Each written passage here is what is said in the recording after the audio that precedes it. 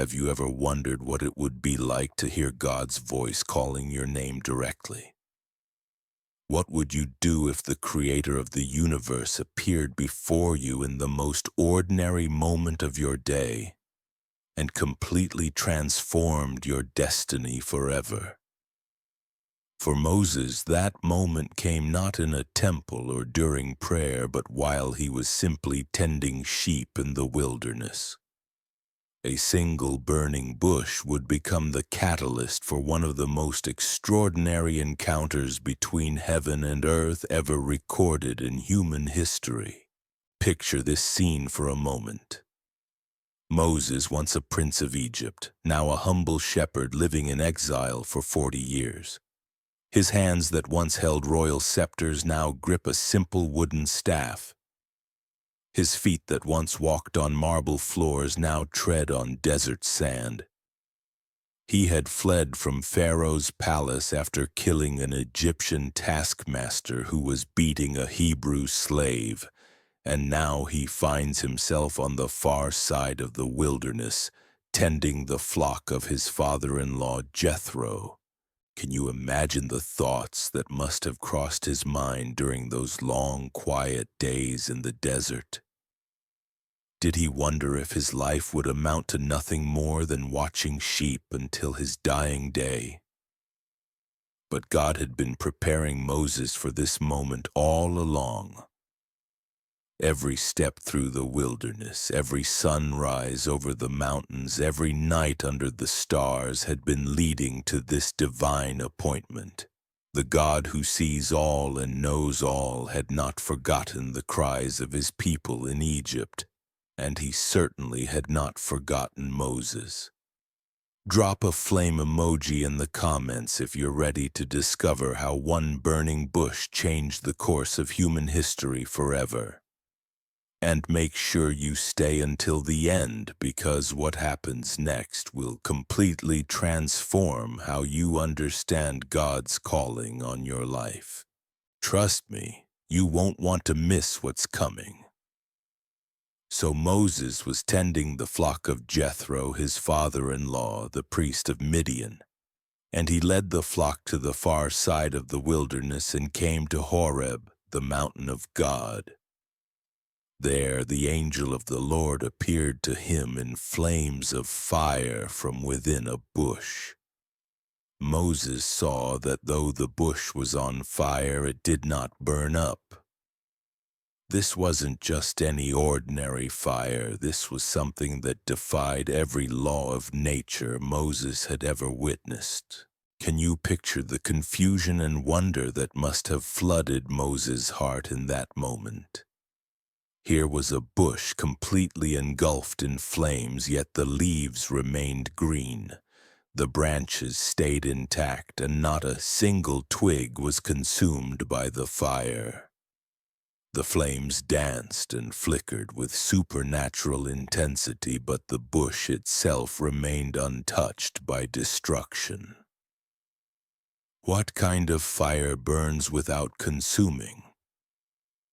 What kind of flame gives light without bringing death? Moses said to himself, I will go over and see this strange sight, why the bush does not burn up. And when the Lord saw that he had gone over to look, God called to him from within the bush, Moses, Moses.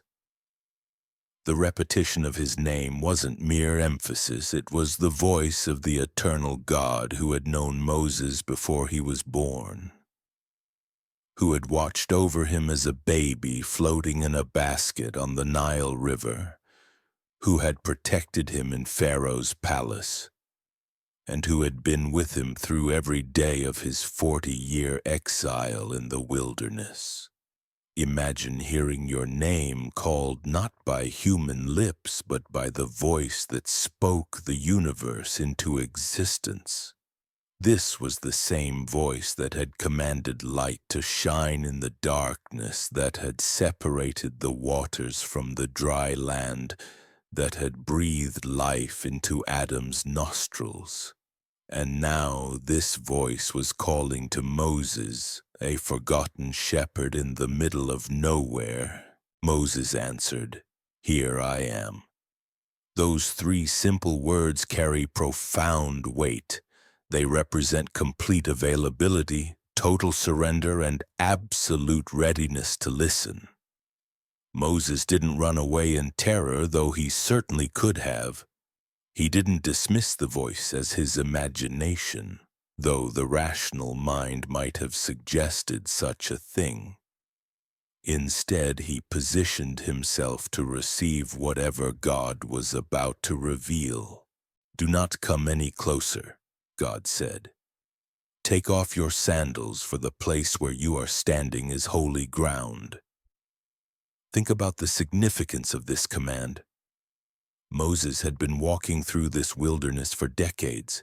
He had probably passed by this very spot countless times before.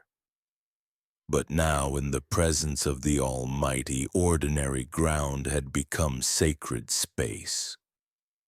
The dirt beneath his feet was the same dirt. The rocks were the same rocks, but everything had changed because God was there. The removal of sandals wasn't just about showing respect, though it certainly included that. It was about recognizing the absolute holiness of God and the complete unworthiness of man to stand in his presence. When Moses removed his sandals, he was acknowledging that he was standing on ground that had been transformed by the very presence of the divine. Every grain of sand had become holy simply because the Lord was there. Then he said, I am the God of your father, the God of Abraham, the God of Isaac, and the God of Jacob." At this, Moses hid his face because he was afraid to look at God. The weight of this revelation must have been overwhelming. This wasn't just any deity speaking from the bush. This was the covenant-keeping God of his ancestors, the one who had made promises to Abraham about descendants as numerous as the stars, the God who had blessed Isaac and wrestled with Jacob. This was the God who had been working his purposes and throughout history to fulfill. Now he was speaking directly to Moses. Moses hid his face not out of shame, but out of reverence. The holy fear that gripped his heart was the appropriate response of a finite human being encountering the infinite Creator. Throughout Scripture, whenever people encountered God in His glory, they were overwhelmed by His majesty and their own inadequacy. Isaiah cried out that he was a man of unclean lips. Ezekiel fell on his face like a dead man. John on the island of Patmos fell at Jesus' feet as though dead. The natural human response to the presence of God is humility, awe, and holy fear. But notice that God didn't leave Moses trembling in terror. The Lord had appeared not to condemn or destroy, but to reveal his heart and his plan. What God was about to tell Moses would shake the foundations of the greatest empire on earth and set in motion events that would echo through eternity. The burning bush was just the beginning. What came next would reveal the depths of God's compassion, the power of his deliverance, and the incredible way he chooses to work through ordinary people to accomplish extraordinary things. The Lord continued speaking to Moses from within the flames, and what he revealed next would change everything. "I have indeed seen the misery of my people in Egypt. I have heard them crying out because of their slave drivers, and I am concerned about their suffering. So I have come down to rescue them from the hand of the Egyptians and to bring them up out of that land into a good and spacious land, a land flowing with milk and honey." Can you feel the heart of God in these words? This wasn't a distant deity observing human suffering with cold indifference. This was a compassionate father who had seen every tear, heard every cry, and felt every lash of the whip upon his children's backs. For 400 years, the descendants of Abraham had groaned under Egyptian oppression. They had built the great cities of Pithom and Ramesses with their own blood and sweat.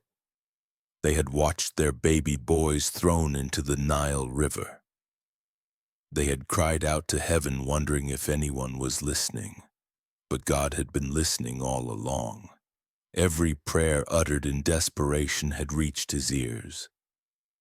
Every tear shed in anguish had been collected in his bottle. Every moment of suffering had been recorded in his heart. And now, at the exact moment appointed by divine wisdom, God was ready to act. The phrase, "I have come down," carries staggering implications. The God of the universe, who dwells in unapproachable light, had descended to earth to personally intervene in human history. This wasn't about sending an angel or working through natural circumstances. This was about God himself stepping into the arena of human struggle to accomplish what no earthly power could achieve. But then came the words that must have stopped Moses' heart cold. "So now go. I am sending you to Pharaoh to bring my people, the Israelites, out of Egypt." The burning bush had been spectacular, the voice of God had been awesome, but this commission was terrifying. God wasn't just calling Moses to witness his power, he was calling him to become the instrument through which that power would be displayed. Moses' response reveals the struggle that rages in every human heart when God calls us to something greater than ourselves. Who am I that I should go to Pharaoh and bring the Israelites out of Egypt? Can you hear the fear in his voice?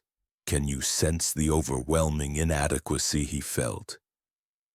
Here was Moses, a man with a speech impediment, a fugitive from justice, a shepherd who had been forgotten by the world, being asked to confront the most powerful ruler on earth. Have you ever felt that same inadequacy when God has called you to step out in faith? That voice that whispers, "Who am I to do this? I'm not qualified.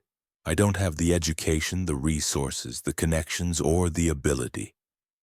Moses was giving voice to the universal human experience of feeling insufficient for the tasks God places before us. But God's answer cuts through every excuse and every fear.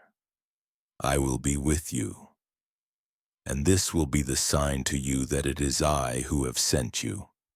When you have brought the people out of Egypt, you will worship God on this mountain."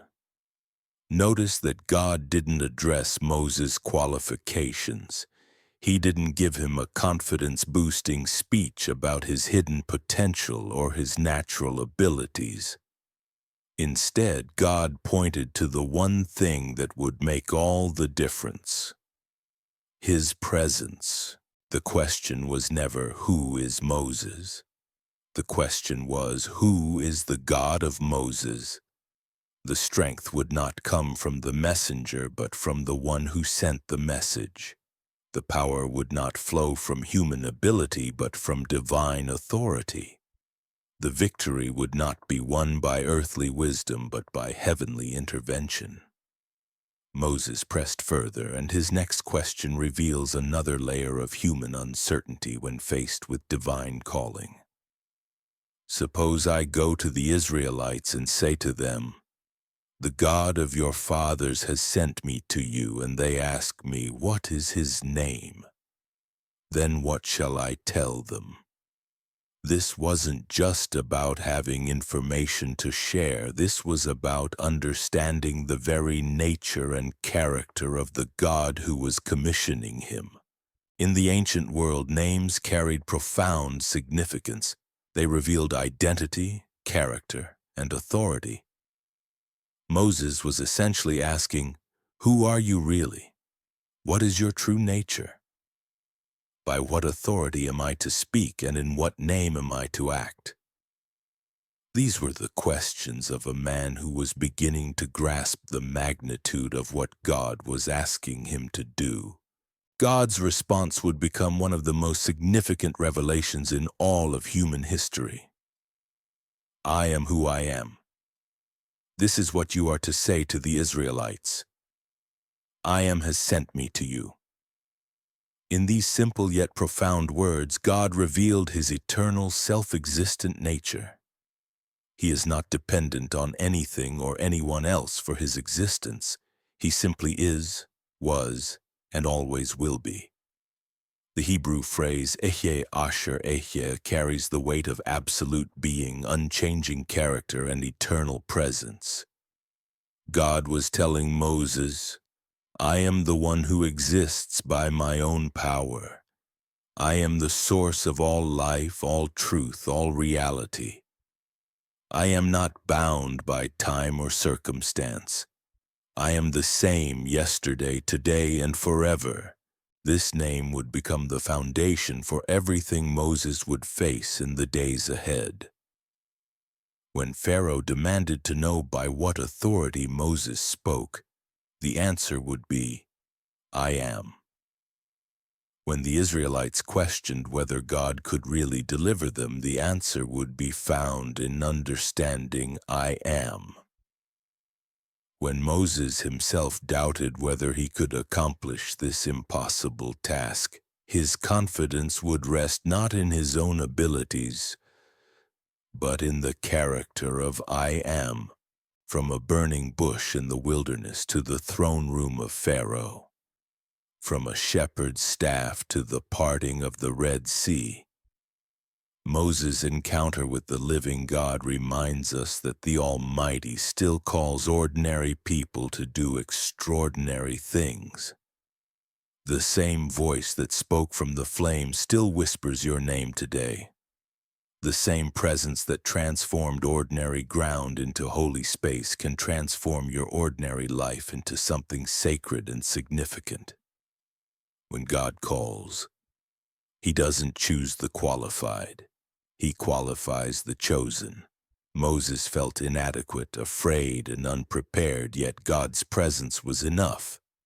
The burning bush didn't burn up because God's fire refines rather than destroys, empowers rather than consumes. That same divine fire can burn within your heart, giving you purpose beyond your wildest imagination.